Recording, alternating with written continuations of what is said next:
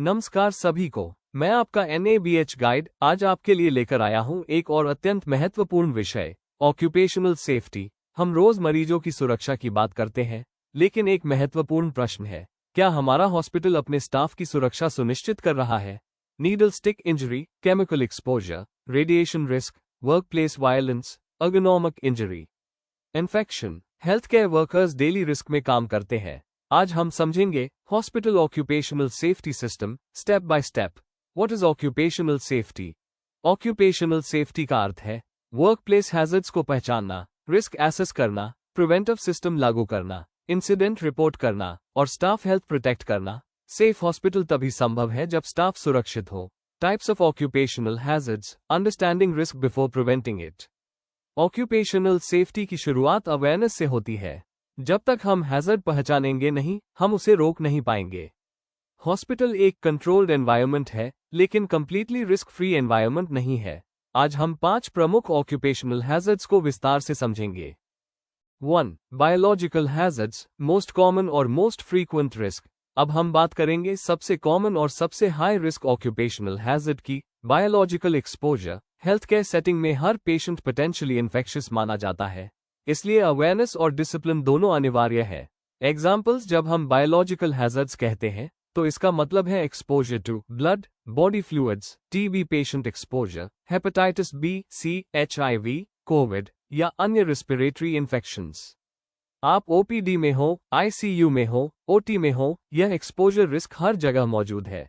Real clinical scenarios. अब practical situation समझिए।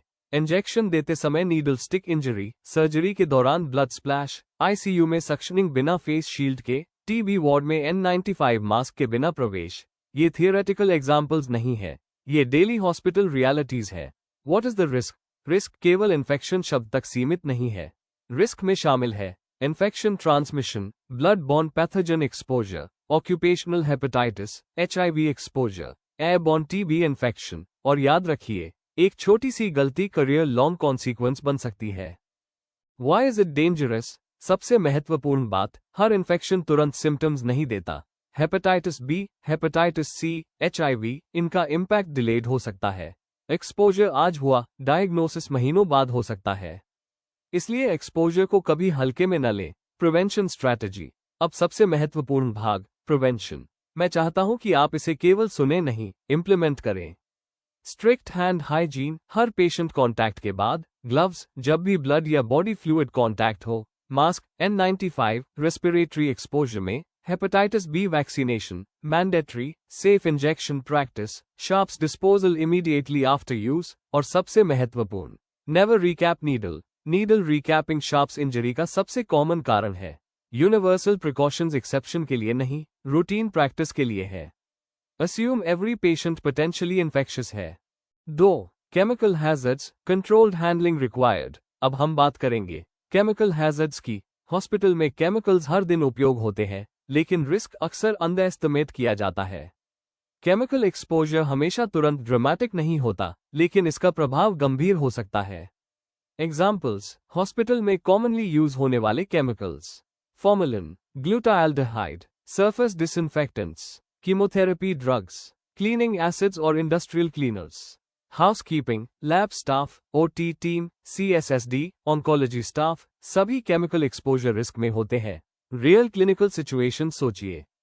Formalin container खुला रह गया, क्लीनिंग स्टाफ ने ब्लीच और एसिड साथ में मिला दिया।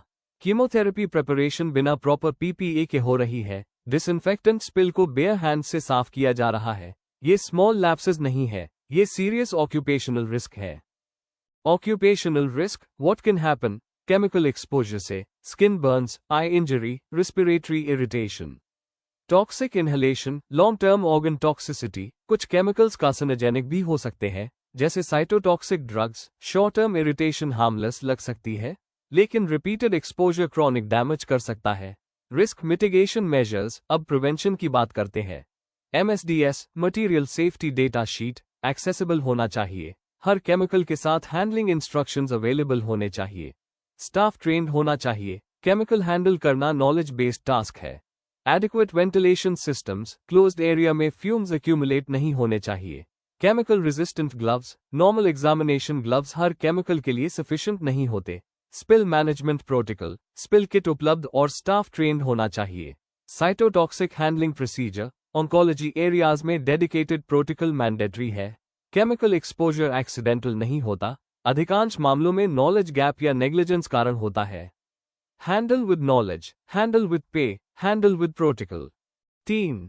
फिजिकल हैजर्ड्स, एनवायरमेंटल और इक्विपमेंट रिलेटेड रिस्क्स। अब हम बात करेंगे फिजिकल हैजर्ड्स की। फिजिकल हैजर्ड्स वे जोखिम हैं जो हॉस्पिटल इंफ्रास्ट्रक्चर, इक्विपमेंट और एनवायरनमेंट से जुड़े होते हैं। ये अक्सर दिखाई देते हैं लेकिन अक्सर अनदेखे रह जाते हैं। और याद रखिए, स्मॉल फिजिकल हैजर्ड भी मेजर इंजरी में बदल सकता है। एग्जाम्पल्स फिजिकल हैजर्ड्स में शामिल है radiation exposure, OT, cath lab, radiology, slips and falls, wet floors, cluttered corridors, electrical faults, loose wiring, damaged sockets, equipment malfunction, faulty monitor, infusion pump failure, hospital environment 24/7 operational है, इसलिए physical risk continuous रहता है। Real clinical situations, कुछ practical situations सोचिए। OT में C-arm use हो रहा है, लेकिन स्टाफ ने लीड एप्रन नहीं पहना। मॉपिंग के बाद वेट फ्लो साइनेज नहीं लगाया गया। आईसीयू में एक्सटेंशन बोर्ड ओवरलोड है, इन्फ्यूजन पंप कैलिब्रेशन ओवरड्यू है। ये रूटीन लैप्सेस है, लेकिन सीरियस कॉन्सिक्वेंसेस दे सकते हैं। Occupational impact, what can happen physical hazard से? Radiation over exposure, long term cancer risk, slips leading to fractures, head injury, electrical shock, equipment failure से patient harm. Injury के बाद secondary infection, एक slip केवल fall नहीं है, ये fracture, surgery, long leave और लिटिगेशन तक जा सकता है। प्रिवेंटिव कंट्रोल्स, अब प्रिवेंशन की बात करते हैं। Radiation badge monitoring, radiation exposure measurable होना चाहिए। लीड एप्रन यूसेज, प्रोसीजर के दौरान mandatory. Preventive maintenance schedule, biomedical equipment timely check होना चाहिए। Electrical safety audits, regular inspection essential है। Floor hazard signage, wet area clearly marked हो। Housekeeping supervision, clutter free environment maintain करें। Environment safe होगा तो staff सुरक्षित होगा। 4. Ergonomic hazards, chronic injury risk, often underestimated. अब हम एक ऐसे हैजर्ड की बात करेंगे जो धीरे धीरे नुकसान करता है लेकिन सबसे अधिक स्टाफ को प्रभावित करता है। अर्गोनॉमिक हैजर्ड्स ड्रामेटिक नहीं होते लेकिन लॉन्ग टर्म इंजरी का सबसे बड़ा कारण होते हैं। और दुख की बात यह है कि अक्सर इन्हें नॉर्मल पार्ट ऑफ जॉब मान लिया जाता है। टिपिकल सिचुएशंस, हॉस्पिटल सेटिंग में अर्गोनॉमिक रिस्क डेली होता है। Manual patient lifting, heavy patient repositioning, prolonged standing in OT, continuous bending during procedures, repetitive documentation work, poorly designed workstation, nursing staff, OT staff, physiotherapists, housekeeping सभी risk में है। Real clinical scenario सोचिए, nurse अकेले ICU patient shift कर रही है, OT staff 4 से 5 घंटे लगातार खड़े हैं। डॉक्टर कंप्यूटर स्क्रीन नीचे झुककर देख रहा है, housekeeping staff heavy waste bag उठा रहा है। ये स्मॉल एक्शंस डेली रिपीट होते हैं और इंजरी ग्रेजुअली डेवलप होती है। ऑक्यूपेशनल कॉन्सिक्वेंसेस, ergonomic hazards से lower back injury, cervical strain, shoulder pain, chronic musculoskeletal disorder, reduced work capacity, long sick leave. Back injury एक बार हो जाए तो करियर इंपैक्ट कर सकती है। Why it is dangerous? ergonomic injury sudden नहीं होती, ये क्यूम्युलेटिव डैमेज है। आज हल्का दर्द, कल स्टिफनेस, कुछ महीनों बाद क्रॉनिक प्रॉब्लम, और अक्सर स्टाफ रिपोर्ट नहीं करता जब तक इंजरी सीवियर न हो जाए। प्रिवेंटिव मेजर्स, अब प्रिवेंशन की बात करते हैं। Proper patient handling techniques, staff को लिफ्टिंग बायोमैकेनिक्स सिखाना आवश्यक है। Use of mechanical lifting aids, transfer sheet, hoist, sliding board use करें। Team lifting policy, heavy patient single handed lift नहीं करें। Rotational duty planning, prolonged standing avoid करें। ergonomic workstation assessment, chair height, screen level, posture correction. Pain is not part of the job. ergonomic safety luxury नहीं, necessity है। If your body is suffering, system change की आवश्यकता है। 5. Psychosocial hazards, behavioural और emotional risk factors. अब हम उस hazard की बात करेंगे जो दिखाई नहीं देता लेकिन सबसे अधिक परफॉर्मेंस को प्रभावित करता है। साइकोसोशल हैजर्ड्स फिजिकल इंजरी की तरह विजिबल नहीं होते लेकिन क्लिनिकल एरर्स का बड़ा कारण बन सकते हैं। Health care environment emotionally demanding है और इसे अंडरएस्टिमेट नहीं करना चाहिए। कॉमन सोर्सेस, हॉस्पिटल सेटिंग में साइकोसोशल स्ट्रेस उत्पन्न होता है। aggressive attendance, verbal abuse, physical violence, extended duty hours, night shifts, high workload, critical patient deaths, emotional burnout। Health care worker केवल क्लिनिकल प्रेशर नहीं संभालता, वो इमोशनल प्रेशर भी संभालता है। रियल क्लिनिकल सिचुएशंस, सोचिए, इमरजेंसी में रिलेटिव शाउटिंग कर रहा है, आईसीयू डेथ के बाद अग्रेशन, नर्स 16 घंटे की कंटिन्यूअस शिफ्ट कर रही है, जूनियर डॉक्टर कांस्टेंट वर्कलोड में है, स्टाफ बर्नआउट के बावजूद ड्यूटी कर रहा है। ये रेयर सिचुएशंस नहीं है, ये डेली हॉस्पिटल रियलिटीज है। Impact on staff, why it is serious. Psychosocial hazards से stress related disorders, anxiety, depression, sleep disturbance, decreased concentration, increased medication errors, staff attrition, और याद रखिए, stressed staff, higher probability of clinical error, emotional fatigue silent risk है। Why it matters for patient safety?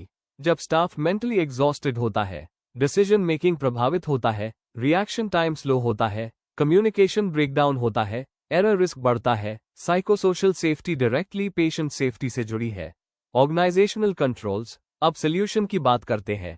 यह individual issue नहीं है, system responsibility है। Zero tolerance violence policy, violence acceptable नहीं है किसी भी परिस्थिति में। Visible security presence, high risk areas में security support, incident reporting system, verbal abuse भी रिपोर्ट किया जाना चाहिए। Staff counselling support, emotional support mechanism होना चाहिए। Adequate staffing ratio, chronic understaffing burnout बढ़ाता है। स्ट्रेस नॉर्मल है, लेकिन अनमैनेज्ड स्ट्रेस डेंजरस है। वायलेंस टॉलरेटेड हुआ तो अनसेफ कल्चर डेवलप होगा। बर्नआउट इग्नोर्ड हुआ तो एरर रेट बढ़ेगा। सेफ एनवायरनमेंट केवल फिजिकल सेफ्टी नहीं, इमोशनल सेफ्टी भी है। हॉस्पिटल ऑक्यूपेशनल हैजर्ड्स 5 कैटेगरीज में आते हैं, biological, chemical, physical, ergonomic, psychosocial. हर कैटेगरी अलग प्रिवेंशन स्ट्रैटेजी मांगती है। Standard precautions, foundation of infection prevention. Standard precautions वे न्यूनतम संक्रमण नियंत्रण उपाय, मिनिमम इन्फेक्शन प्रिवेंशन प्रैक्टिसेस हैं, जिन्हें हर मरीज की देखभाल के दौरान उसकी इन्फेक्शन स्टेटस की परवाह किए बिना लागू किया जाता है। स्टैंडर्ड प्रिकॉशंस ऑप्शनल नहीं है, ये रूटीन क्लिनिकल डिसिप्लिन है। इनका पालन केवल इन्फेक्शन आउटब्रेक के समय नहीं, हर पेशेंट, हर प्रोसीजर, हर शिफ्ट में होना चाहिए। स्टैंडर्ड प्रिकॉशंस असम्पशन पर आधारित है। Every patient is potentially infectious. Why standard precautions matter? Health care setting में इन्फेक्शन स्टेटस हमेशा ज्ञात नहीं होता। पेशेंट एसिम्प्टोमेटिक हो सकता है, लैब रिपोर्ट पेंडिंग हो सकती है, हिस्ट्री इनकम्प्लीट हो सकती है, इसलिए प्रिकॉशन सिलेक्टिव नहीं, यूनिवर्सल होना चाहिए। स्टैंडर्ड प्रिकॉशंस में शामिल है 1. Hand hygiene. हैंड हाइजीन सबसे सरल और सबसे प्रभावी प्रिवेंशन टूल है। कब करना है? पेशेंट कॉन्टैक्ट से पहले, पेशेंट कॉन्टैक्ट के बाद, बॉडी फ्लूइड एक्सपोजर के बाद, प्रोसीजर से पहले, ग्लव्स रिमूव करने के बाद। 2. Appropriate use of PPE, gloves, mask, gown, I protection. PPE पहनना अवेयरनेस नहीं, रिस्पॉन्सिबिलिटी है, लेकिन याद रखिए, right PPE for right procedure. 3. Safe sharps disposal. Sharps injury preventable है, लेकिन नेग्लिजेंस से होता है। रूल्स: नीडल रिकैप नहीं करना, immediate disposal in puncture proof container. Sharps container overfill नहीं करना, शार्प्स कंटेनर बेडसाइड अवेलेबल होना चाहिए। Recapping is prohibited. 4. Biomedical waste segregation. Waste segregation infection control का हिस्सा है। इनकरेक्ट सेग्रीगेशन एक्सपोजर रिस्क बढ़ाता है। Key points: colour coded bins follow करें, पीपीए यूज करें, ओवरफिलिंग अवॉइड करें, ट्रांसपोर्ट प्रोटोकॉल फॉलो करें। वेस्ट मैनेजमेंट केवल हाउसकीपिंग की जिम्मेदारी नहीं, क्लिनिकल रिस्पॉन्सिबिलिटी भी है। PPE protocol: right PPE for right procedure. PPE पहनना अवेयरनेस नहीं, रिस्पॉन्सिबिलिटी है। लेकिन याद रखिए, right PPE for right procedure. हर स्थिति में फुल पीपीए पहनना प्रोफेशनल नहीं है, और जहां आवश्यक है वहां पीपीए न पहनना अनसेफ है। पीपीए क्यों महत्वपूर्ण है? पीपीए आपका लास्ट लाइन ऑफ डिफेंस है। जब इंजीनियरिंग कंट्रोल और एडमिनिस्ट्रेटिव कंट्रोल फेल हो जाए, तब पीपीए आपको प्रोटेक्ट करता है। लेकिन पीपीए तभी प्रोटेक्ट करेगा जब सही तरीके से यूज किया जाए। 1. ग्लव्स। ग्लव्स सबसे कॉमन पीपीए है, लेकिन सबसे अधिक मिसयूज भी होते हैं। कब पहने? Blood contact, body fluids, invasive procedures, wound care. Important points: single use only, patient to patient change, torn gloves तुरंत रिप्लेस, ग्लव्स रिमूव करने के बाद hand hygiene. 2. N95 mask use risk based होना चाहिए। सर्जिकल मास्क कब? Droplet precautions, routine patient interaction. N95 कब? TB patient, Covid patient, aerosol generating procedure, ICU suctioning, proper fit mandatory है। N95 चिन पर लटकाने से प्रोटेक्शन नहीं मिलता। 3 गाउन बॉडी कंटामिनेशन प्रिवेंट करता है। कब पहने? Major blood exposure risk, ICU procedures, isolation rooms, high splash risk procedures. Gown removal technique important है। इम्प्रॉपर डॉफिंग कंटामिनेशन बढ़ाता है। 4 face shield, eye protection, eyes mucosal entry point है। कब उपयोग करें? Suctioning, surgery, high pressure irrigation, lab splash risk, blood splash आंख में गया तो serious infection risk. 5 shoe cover contamination spread रोकता है। High risk areas, OT, isolation ward, chemotherapy preparation area, लेकिन unnecessary shoe cover use waste भी हो सकता है। डॉनिंग और डॉफिंग, PPE पहनना जितना महत्वपूर्ण है, उतारना उससे अधिक महत्वपूर्ण है। इम्प्रॉपर डॉफिंग सबसे बड़ा कंटामिनेशन सोर्स है। सीक्वेंस फॉलो करें। PPE पहनना कंप्लायंस नहीं, सर्वाइवल है। Choose correctly, wear properly, remove safely, dispose appropriately. Needle stick injury protocol, immediate action saves risk. Needle stick injury छोटा पंक्चर लग सकता है, लेकिन इसका इम्पैक्ट गंभीर हो सकता है। Hepatitis B, hepatitis C, HIV exposure, इसलिए रिएक्शन तुरंत और स्ट्रक्चर्ड होना चाहिए। रिमेंबर, डिले रिस्क बढ़ाता है। स्टेप 1 वॉश विथ सोप और वाटर। सबसे पहले घबराएं नहीं। इंजरी साइट को तुरंत फ्लोइंग वाटर और सोप से धोएं। रबिंग जेंटली करें, लेकिन अग्रेसिव स्क्रबिंग नहीं। Step 2 do not squeeze aggressively. एक कॉमन गलती है वूंड को जोर से दबाना। Do not squeeze aggressively, excessive squeezing tissue damage कर सकता है। अलाउ माइल्ड ब्लीडिंग, लेकिन फोर्सफुल प्रेशर अवॉइड करें। Step 3 inform supervisor immediately. Silence सबसे बड़ा रिस्क है। इमीडिएट सुपरवाइजर को इन्फॉर्म करें। नीडल स्टिक इंजरी छुपाना अनसेफ प्रैक्टिस है। Step 4 incident reporting. Incident report documentation mandatory है। Exposure time, source patient, procedure type सब रिकॉर्ड होना चाहिए। If it is not reported, it is not managed. Step 5 exposure assessment. Occupational health team risk assess करेगी। Source patient status, type of injury, depth of puncture, hollow bore needle involvement, risk level categorise किया जाएगा, low, moderate, high. Step 6 PEP post exposure prophylaxis. If required, high risk exposure में PAP delay नहीं होना चाहिए। PAP ideally 2 hours के भीतर start होना चाहिए। 24 से 72 घंटे के बाद इफेक्टिवनेस कम हो सकती है। Hepatitis B vaccination status check करें। Follow up testing schedule plan करें। कॉमन मिस्टेक्स, इंजरी छुपाना, रिपोर्ट डिले करना, सेल्फ मेडिकेशन, PEP पोस्टपोन करना, फॉलो अप टेस्ट स्किप करना। नीडल स्टिक इंजरी एम्बैरेसमेंट नहीं, इमरजेंसी है। रिपोर्टिंग वीकनेस नहीं, प्रोफेशनलिज्म है। If exposed, act immediately, wash, report, document, assess, treat. Every minute counts. Protect your health, because your health protects you, your patients or as well as your family. Fire और emergency safety, preparedness saves lives, hospital एक high risk environment है. Oxygen lines, electrical equipment, ICU setup, flammable chemicals, fire emergency unlikely लग सकती है, लेकिन preparedness mandatory है. Remember, fire response panic से नहीं, protocol से होता है. सबसे पहले, awareness हर staff member को ये पता होना चाहिए.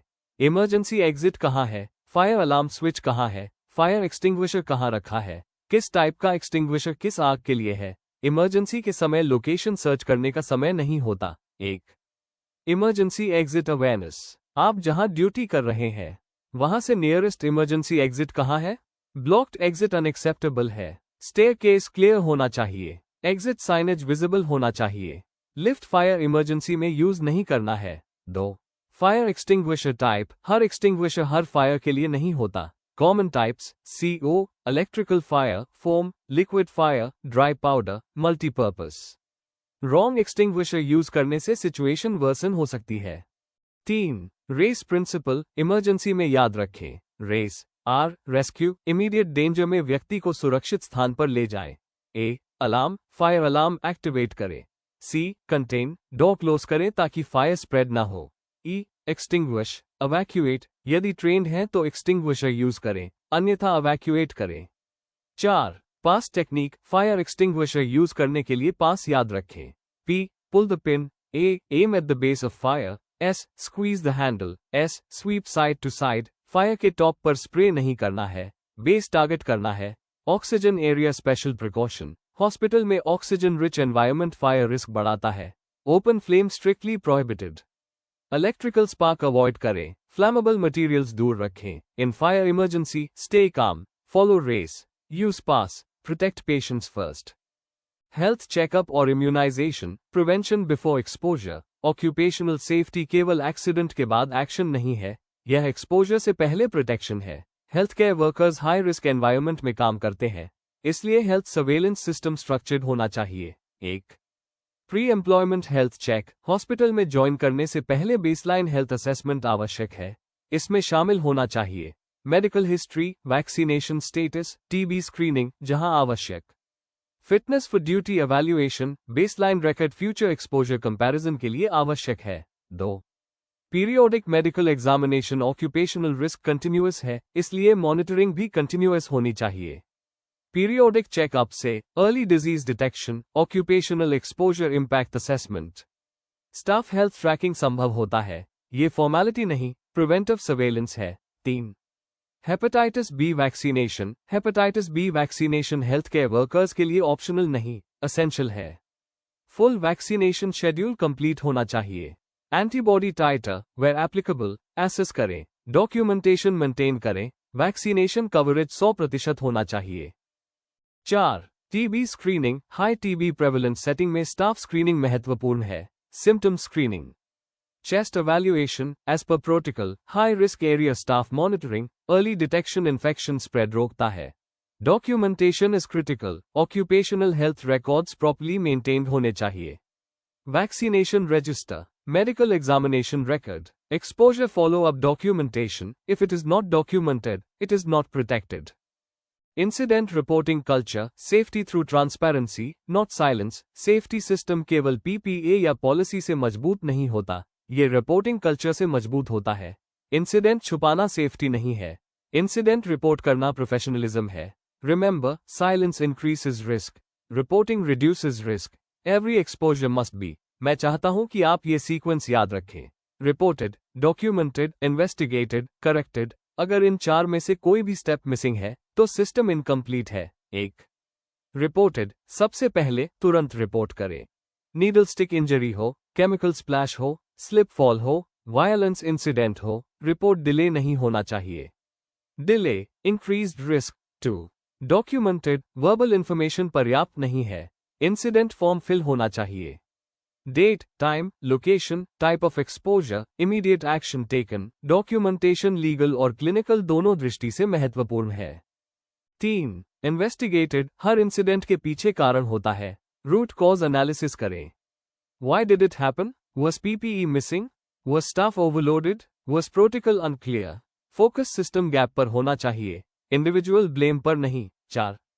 करेक्टेड, इन्वेस्टिगेशन के बाद करेक्टिव एक्शन मैंडेटरी है। Policy update, staff retraining, equipment repair, workflow correction. अगर करेक्शन नहीं हुआ तो इंसिडेंट रिपीट होगा। Near miss reporting, near miss incident gold opportunity है। इंसिडेंट हुआ नहीं लेकिन होने की संभावना थी। Example, sharps container almost full, wet floor without sign, wrong drug almost administered. Near miss report future accident रोकता है। Blame culture VS safety culture, blame culture safety destroy करता है। अगर स्टाफ को डर होगा, रिपोर्ट कम होगी, इंसिडेंट्स छुपेंगे, रिस्क बढ़ेगा। सेफ्टी कल्चर में मैसेज क्लियर होना चाहिए, report to improve not to punish. Incident report कमजोरी नहीं, प्रोफेशनल मैच्योरिटी है। ट्रांसपेरेंट सिस्टम ही सेफ सिस्टम है। याद रखिए, यदि हेल्थ केयर वर्कर सुरक्षित नहीं है तो पेशेंट भी सुरक्षित नहीं होगा। ऑक्यूपेशनल सेफ्टी चेकलिस्ट नहीं है, ये कल्चर है। Biological exposure, chemical risk, physical hazards, ergonomic strain, psychosocial stress, ये सभी डेली रियलिटीज है, लेकिन प्रिवेंशन भी डेली प्रैक्टिस होनी चाहिए। Ask yourself before every shift, am I following standard precautions? Am I using PPE correctly? Am I reporting incidents honestly? Am I protecting my own health? Safety shortcuts मत लीजिए, exposure छुपाइए मत, protocol ignore मत कीजिए। Protect yourself, protect your team, protect your patients. यदि आपको यह video उपयोगी लगा हो तो लाइक करें, शेयर करें और सब्सक्राइब करें। Medi Quality Partners, your trusted NABH guide. धन्यवाद।